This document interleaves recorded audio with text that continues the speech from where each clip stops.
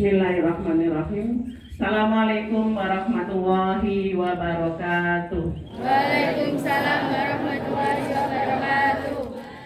Yang saya hormati Bapak Kepala Sekolah SMP Negeri 1 Brabagan, yang saya hormati Bapak Ibu Guru dan karyawan SMP Negeri 1 Brabagan, dan anak-anakku kelas 7, 8, dan kelas 9 yang saya banggakan.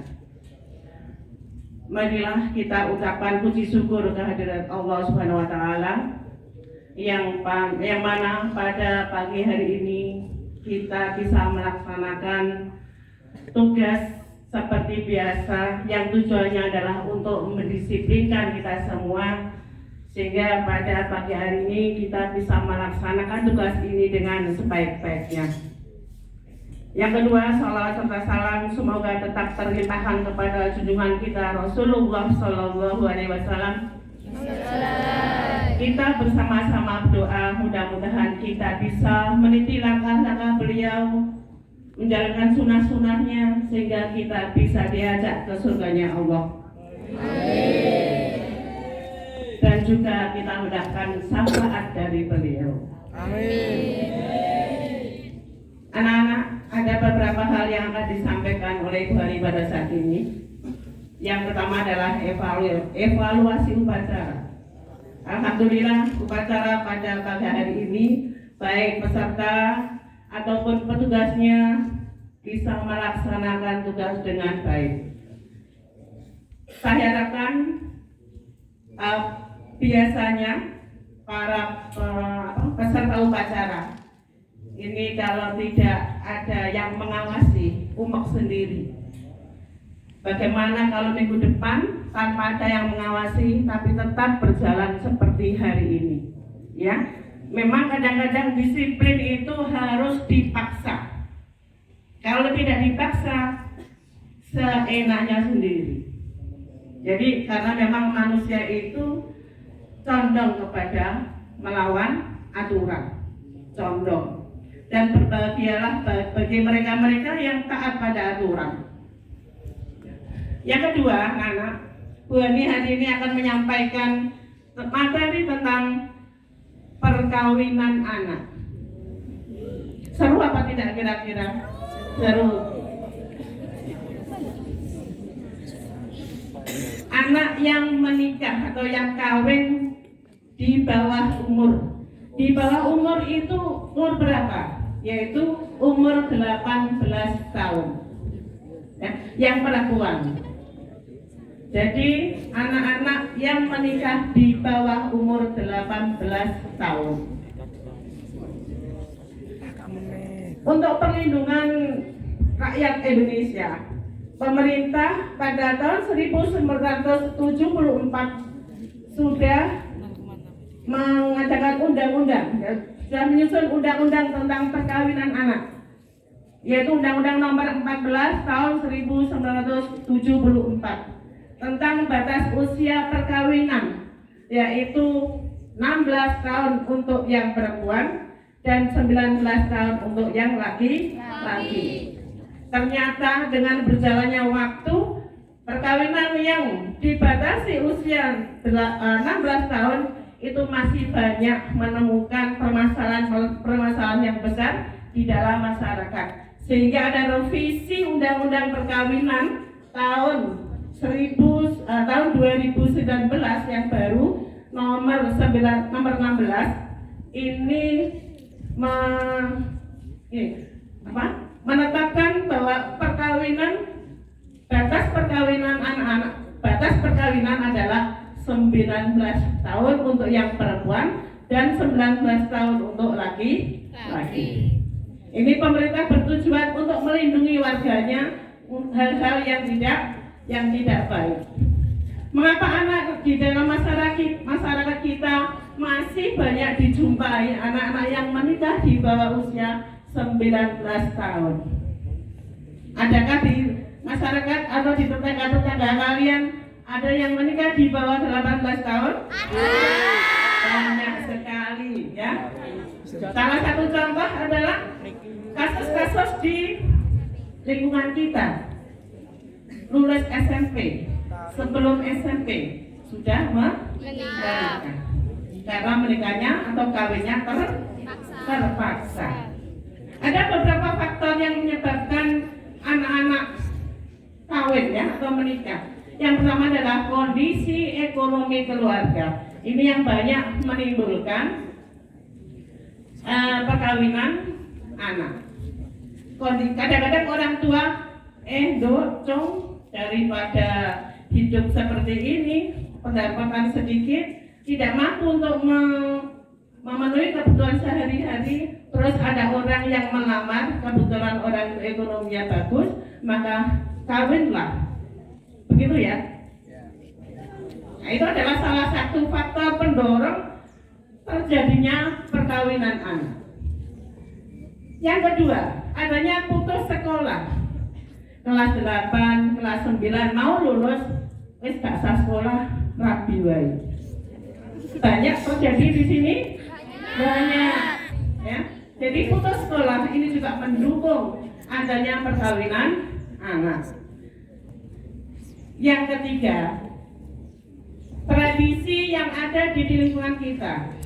Orang tua malu kalau anaknya sudah umur 15 tahun kok belum ada yang melamar. Kok sih Pak kok gak payu anakku. Gitu ya. Ya. Jadinya tradisi seperti itu, maka muncullah pernikahan atau perkawinan anakku khawatir gak payu, ya. Khawatir gak payu anaknya. Padahal sudah ditetapkan bahwa jodoh itu pasti ada. Jangan khawatir ya.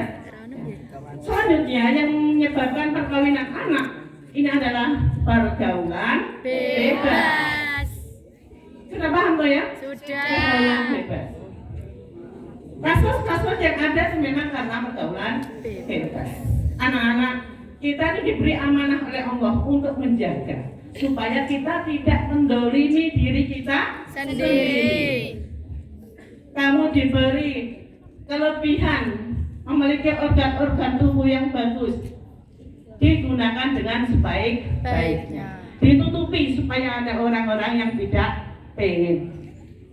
Ada memiliki organ-organ yang menonjol malah ditonjol-tonjolkan, malah ditunjuk-tunjukkan kepada orang lain. Itu adalah sebetulnya kelebihan yang harus kita tutupi, yang pada saatnya kita akan gunakan yang sebaik-baiknya. Ya.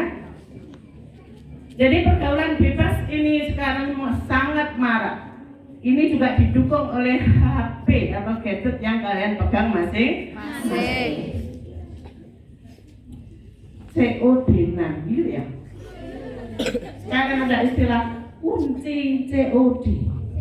Berbahaya. Banyak terjadi di kota-kota. Semoga di desa ini tidak ada ya kunci COD. Janjian untuk menempati kamar yang akan digunakan untuk berbuat yang tidak baik. Untuk menghindari tuan anak, maka unsur-unsur yang mendukung adanya kemaksiatan ataupun pergaulan bebas kalian harus hindari. Salah satu contoh ya, dengan musik-musik yang menggugah syahwat. Tahu musik-musik yang menggugah syahwat. Nah, itu kita hindari. Serta musik-musik yang menumbuhkan inspirasi, yang menumbuhkan semangat, ya. Karena lagu-lagu yang menumbuhkan semangat akan menjadikan kamu menjadi semangat. Kalau kamu nyetel lagu-lagu yang menumbuhkan syahwat, jiwa kamu lemah, ya. Jadi apa yang kamu pikirkan mendayu-dayu, nah itu akan berpengaruh pada kejiwaan kalian masing-masing. Gambar-gambar yang tidak baik nggak usah dilihat. Paham anak-anak? Terus itu adalah pendukung adanya terjadinya pernikahan atau perkawinan anak. Sudah capek apa belum? 5 menit lagi ya? Mudah-mudahan apa yang saya sampaikan ini bermanfaat ya. Amin. Apa akibatnya kalau terjadi pernikahan atau perkawinan anak? Yang pertama adalah Banyak kematian ibu dan bayi karena belum siapnya organ reproduksi untuk melahirkan. Ya, banyak kematian bayi dan ibu. Ini menurut medis. Nah kalau batas, bukan saat sudah kamu kebetulan. Ya, jadi secara medis, anak-anak yang menikah di usia di bawah 18 tahun itu ada indikasi belum siapnya organ reproduksi untuk melahirkan. Selain itu akan terjadi stunting. Apa itu anak-anak stunting? Gagal tumbuh kembang. Ya, gagal tumbuh kembang anak yang lahir ini juga disebabkan oleh gagalnya organ reproduksi wanita. Juga selain itu juga pola asuh yang salah dan juga ada gizi yang kurang tepat untuk anak-anak. Biasanya anak-anak yang kawin yang dipaksakan itu tidak memperhatikan pada saat kehamilan. Tidak memperhatikan sedih terus ya. Hamil, kenapa saya hamil? Jadi anaknya tidak diperhatikan. Malah ada tumbuh sifat benci kepada apa yang dikandungnya sehingga tidak diperhatikan gizi yang harus diasumsi oleh orang tua yang nantinya akan berpengaruh kepada janin yang lahir. Gitu ya, stunting. Nah, pemerintah sekarang sedang menggalakkan bagaimana cara menanggulangi stunting. Pemerintah pusat dan pemerintah daerah sedang menggalakkan itu, yaitu dengan dikembangkannya posyandu yang ada di desa-desa. Selain itu juga dikuatkannya undang-undang perkawinan. Anak-anak, perkawinan anak ini Indonesia di tingkat dunia mencapai ranking ke-7. Besar ya. Kalau tingkat kabupaten dari 29 kabupaten di Jawa Timur kita menempati ranking yang ke-10. Kalau tingkat ASEAN kita menempati ranking yang ke-2. Anak-anak yang di bawah umur menikah itu jumlahnya begitu banyak. Jadi mudah-mudahan apa yang saya sampaikan ini kalian bisa memahami bahaya-bahayanya kalau kita kawin secara dini. Ya, selain itu banyak kasus-kasus KRK DRT, kekerasan dalam rumah tangga. Nah ini kan apa? Mental anak yang menikah di usia dini belum matang, sehingga setiap ada permasalahan dengan suami, lapor sama orang tua, lapor dengan teman, lapor kepada masyarakat, sehingga permasalahan semakin besar, sehingga akan menimbulkan banyak perceraian. Bisa dimengerti anak-anak ya? Ya mudah-mudahan anak-anak yang tahun sekarang 0 pernikahan anak. Amin. Coba kita bunyikan yel-yel. Kalau Bu Ani bilang perkawinan anak, ucapkan no. Ya, saya bantu tapi. No, Lex. Yes. Atau yes Pak. No. Coba, saya jual ya, saya kasih contoh ya. Pernikahan anak? No. Yang kurang serem Pak. Pernikahan anak? No. Perkawinan anak? No. Ya sudah, mungkin itu saja yang cukup boleh sampaikan. Mudah-mudahan bermanfaat bagi kalian dan bagi semuanya untuk mendukung program pemerintah. Akhiri aturul kalam. Assalamualaikum warahmatullahi wabarakatuh. Waalaikumsalam.